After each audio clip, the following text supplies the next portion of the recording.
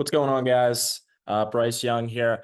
Today, I'm going to be talking about practice plan and practice planning for our youth programs. I've kind of broken it down, um, talking about practice length, what we should be working on. I have a couple practice plan templates that I've drawn up for each individual grade level: one, twos, three, fours, five, sixes, and seventh, eighths. So let's jump into it. So my biggest thing when it comes to practice planning is we have to understand our environment. What that means is what age we're teaching or coaching, first, second, third, fourth, seventh, eighth, whatever it may be. We have to understand their skill level, and that's something you'll understand as practices progress. But we have to understand our skill level. We have to understand what we have in terms of numbers. If we have consistency and 20 kids showing up, we can do a lot with 20 kids. If we have 7 or 8 showing up on a consistent basis, right, we'll curtail some of what we'll do throughout a practice. But understanding the numbers that we have on a consistent basis also falls in to our environment. Next is our equipment. Are we practicing on grass? Are we practicing on turf? Do we have a quarter of the turf? Do we have a half of the turf? Do we have a lined field? Do we have nets? Do we have lacrosse balls? Do we have tennis balls, cones, blocking pads, a Hector the rejector? Do we have goalies at practice? So all of that kind of falls into our environment. And then we're going to take all of that information, and then we're going to make a practice plan. Great coaches are masters at practice planning. Understanding what we need to work on and easy, simple drills that teach skills in and of themselves, especially for younger groups, that first through fourth grade group. We're not going to do a ton of skill development with that group. We're going to put them in situations, let them rep it out, and let them find solutions to their problems on their own through repping it out. And I'll kind of dive into that in a little. First thing, practice length. So when we're thinking about practice planning, especially for those first through fourth graders, practice length is a big deal. If you're a team that practices 3 days a week, I don't know if we need to be out there more than an hour at a time. One, the attention span of these kids probably isn't that great. I know high schoolers' attention, not that great. So keeping it to an hour and 15 minutes is probably max. If we're out there 2 days a week, and you feel like you're not getting the amount of reps or the right amount of time with your team, okay, prolong an extra 15 minutes. Just to get in what you think you need to get in. But being close to 90 minutes or being close to 120 minutes, 2 hours is just unrealistic. Kids probably aren't enjoying themselves after 90 minutes. So keep that in mind. Okay, practice planning through grades 1 through 4. This is big on reps. I'm going to say it a ton, but repetition and touches are something that we need to make sure are commonplace in our really, really young youth practices. Putting them in drills, giving them rules, and letting them get a ton of reps, right? And I explained this in our first video. When you're talking about coaching, especially youth lacrosse, I highly recommend your first 2 practices, quite literally counting the amount of reps your kids get, and then compare it to the amount of time that you are talking as a coach. Because if you're talking for 15 minutes of practice total, that's 15 minutes these kids could be getting a lot of reps in. If we're explaining a drill and we see it's not going the right way and we're stopping it and we're explaining it, maybe to the whole group, maybe we saw one thing wrong and we stop it for 2 minutes to walk through each individual step, the kids won't get that. 1 through fourth graders, if you're not talking directly to them, they are not going to retain a lot of what you're saying, right? So stopping to talk to a big group on little things inside of a drill, um, I'm not big on. One, you're taking away their reps, but two, they're not going to retain a lot of that. If someone's completely messing it up, talking to them in the back of the line, but a lot of these drills are super simple, and these kids will find solutions to their problems within the reps they get. And keep that in mind. I'm going to refer back to it. But big things we should hit on, especially when we are practice planning. We should always have a ground ball aspect of practice, right? Especially 1 through 4, right? 1 and 2s, all ground balls, right? We're not even thinking passing and catching right now. We're thinking, how are we going to get enough reps off the ground? Because that's where the majority of their game is played, is off the ground, right? Because they are not great with their stick yet. Ground balls, dodging, defending, right? Those are the big things. And then stick handling, cradling with the ball, right? So those are the big 4 things. And when we teach first and second, third and fourth, we are coaching, right? And we're going to put them in drills where they are positionless. Right. So if I have a 3rd grader that tells me he's an attackman, I'm going to be quite upset. If I have a coach that tells me, hey, this kid doesn't play at midi, or this kid doesn't play attack or defense, I'm going to be upset with him as well. So we set up drills and concepts where everyone is positionless. They are getting reps on offense. They are getting reps on defense. They're getting reps carrying the rock. They're getting reps picking up ground balls. All of that. They are positionless in these 1 through 4 grade levels.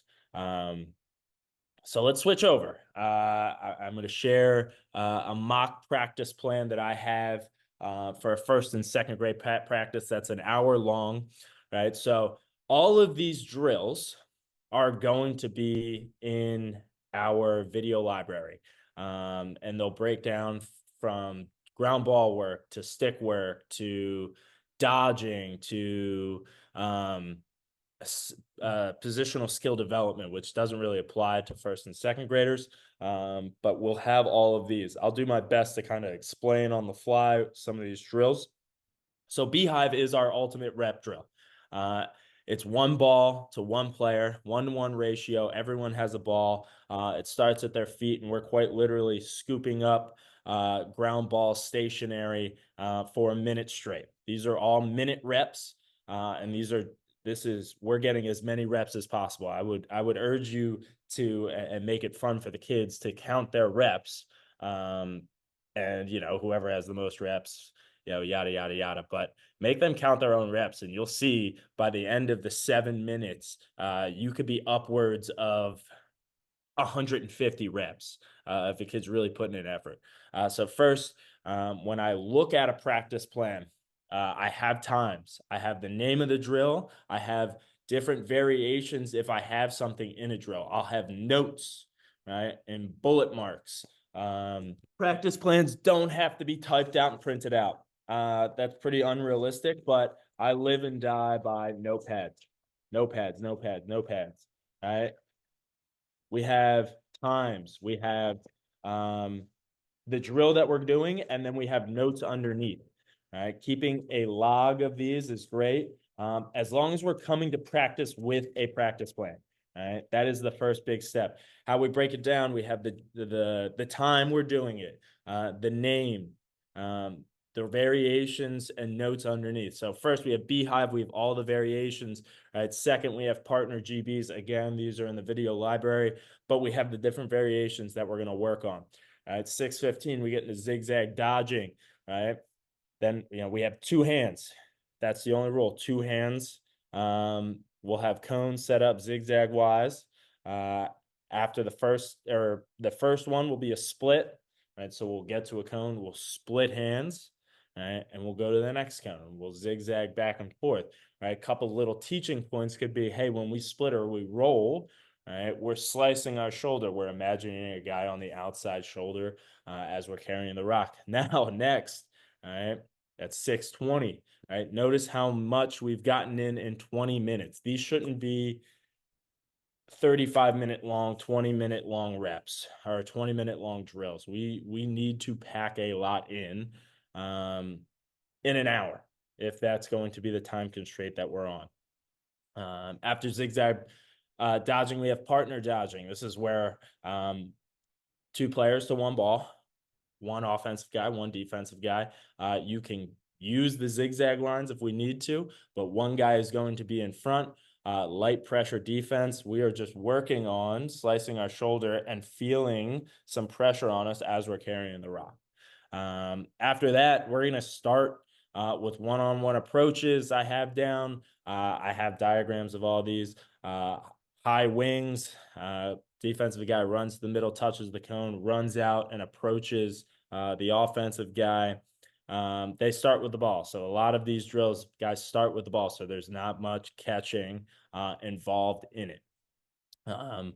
So we're working on simple rules, keeping it really simple for these guys. Offensive guys get to the cage. Defensive guys keep them from getting to the cage. If you start to explain or try to explain, keep them out of the middle, they might not pick up on that right away. But simple rules like get to the cage, keep them from getting to the cage, that resonates more with these guys. Then different variations. We have a wind up, right, to a face dodge or a wind up to a roll dodge, right? These are things they might not get right away, but the more they rep it out, the more they'll start figuring it out on the fly. In tight one-on-ones, they're just starting locked up. A rule would be you have to bounce away if you're a ball carrier, then re-attack. Same thing. Offensive, get to the cage. Defensive, keep them away from the cage. The next 1v2. So instead of the 2-on-1, right, it's one offensive guy versus two defensive guys. Same thing, come down, approach. Right? Defensively, we're working on double teaming the ball, corralling them. Right? Offensively, you're working on feeling some pressure, bouncing away, re-attacking. And that's an hour, right? And if you are someone that's going to buy into this kind of practice model, I really do urge you to count your reps, because you'll be astonished how many times or how many reps these kids will get in an hour-long practice. An hour-long practice. All right, next 3v4 or 3 and 4 practice plan. I'm such a big fan of the Beehive. My guys in high school will start off practice with the Beehive. I just think it's great for getting reps, getting your stick warm, picking the ball off the ground. There's a ton of things that you can, or a ton of variations that you can do within the Beehive. That just go a long way to setting the tone for practice, getting reps, and everything in terms of skill development. So start off with the Beehive, partner GBs. Again, two guys to one ball. We're working on boxing out, picking it up, or boxing it in. You can add a hockey, different variations. 3-man GBs. There's no contact in this. They're 3-man to a line, rolling it out. It's just a ton of ground balls and reps on ground balls. You can have different variations. You have to hockey it before you pick it up. When you pick it up, you have to roll. This involves throwing it back to the line. So keep that in mind. Zigzag dodging. Right? We had that in the 1-2s, right? Keeping that implemented in the 3-4 goes a long way. Remember, we're treating everything positionless. So these guys, one, have to be good on ball, right? Have to be good with the ball. Partner dodging, that's another variation of the zigzag. And then 2-on-1 keep away. So 2v1 keep away is a passing drill. It's a stick work drill. You put them in a 10-by-10 yard box. One guy is on defense. That one guy in the middle, it has no stick, and he has to play every pass. Guys off ball without the ball have to work on finding space. There'll be drops, but it's okay. We're just working on one, carrying the rock, finding space, and be able to connect 1 or 2 passes inside that rep. And and then everyone plays offense, everyone plays defense. Then we're right back into one-on-one approaches, like we did with the first and second graders, in tight. That, same thing. They starting in some contact. Now it's a 1v1 plus pop. All right. So it's essentially a 2v1 on offense, but it's not a 2v1 to the cage where they're drawing, dumping. We'll save that for a different time. This is adding a crease guy, right? And the only rules there are whichever way the dodge goes, the offensive guy in the crease has to pop opposite of that dodge. So if he goes down the alley, right, we pop high. If he goes right to the middle of the field, we pop to the alley. And then the other rule is the player has to throw back to his teammate. Keeping it super simple. What they'll get out of that is simple offensive movements. Wherever a guy dodges, you pop opposite. You have an outlet behind, outlet in front, and you're starting to build a foundation for rules, offensive rules down the line. As well as defensive rules. The guys on ball, right? Don't neglect both sides of the ball. So if you're thinking, we're not looking great on offense, could be the defense is playing really well. Or if you're playing, you're getting a lot of reps or shots off on offense, because our defense may need some coaching up. So don't be afraid, to help the defensive guys or help some of the offensive guys throughout these reps. But we're not stopping drills. We're talking to guys in the back of the line. So that's our practice planning for 1st through 4th. Next video, I'll talk about practice planning for 5 through 8, because that'll look a little bit different. We'll start to implement some skill development portions of practice, and then start layering drills on top of each other to get more game-like and realistic.